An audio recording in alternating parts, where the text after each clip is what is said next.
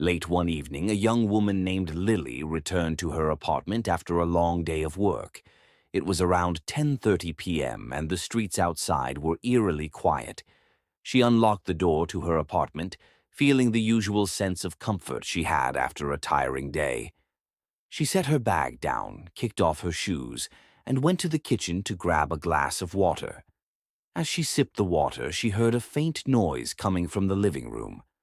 At first, she thought it was nothing, just the house settling. But then she heard it again, a soft scraping sound, almost as if something was being dragged along the floor. Her heart raced, and she slowly walked toward the source of the noise. The living room was empty, the lights dim, casting long shadows across the floor. The noise stopped, but Lily couldn't shake the feeling that something was off. She turned on the light and looked around, but there was nothing unusual in sight. Shaking her head, she tried to brush it off, convinced it was just her imagination playing tricks on her. But as she turned to head back toward the kitchen, she noticed something strange. Her reflection in the hallway mirror looked different. It wasn't her exact reflection. There was something wrong about it. Lily froze in place, her breath catching in her throat. The reflection in the mirror grinned back at her, an expression she did not make. Her pulse quickened as she stepped closer, her mind racing with confusion. She reached out to touch the mirror, but the instant her hand brushed against it, the reflection disappeared. Terrified, she yanked her hand back and stumbled away from the mirror. But as she turned to leave the hallway, she saw it, at the end of the corridor, standing in the shadows. A figure, barely visible, watching her. The figure moved slowly toward her, its footsteps unnervingly silent. Lily's heart pounded in her chest. She wanted to scream, but her throat tightened, leaving her mute with fear. As the figure drew closer, its face became clearer.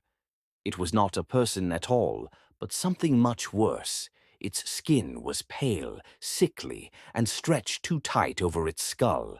Its eyes were hollow, dark pits of emptiness, and its lips were curled into a grotesque smile.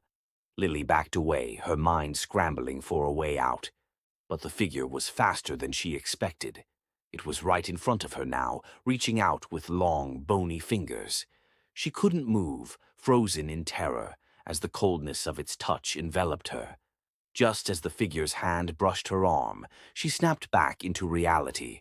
She gasped for air and looked around. The hallway was empty. The figure was gone. But the chill on her arm lingered, and the smell of something rotten filled the air. Lily's hands trembled as she backed toward the front door. The apartment no longer felt like home. She couldn't stay there. With one final glance back, she rushed out of the apartment, her heart still racing. As the door slammed shut behind her, she heard the faint scraping sound again, this time from inside the apartment. And she knew, deep down, that it was not over. The figure was still there, waiting.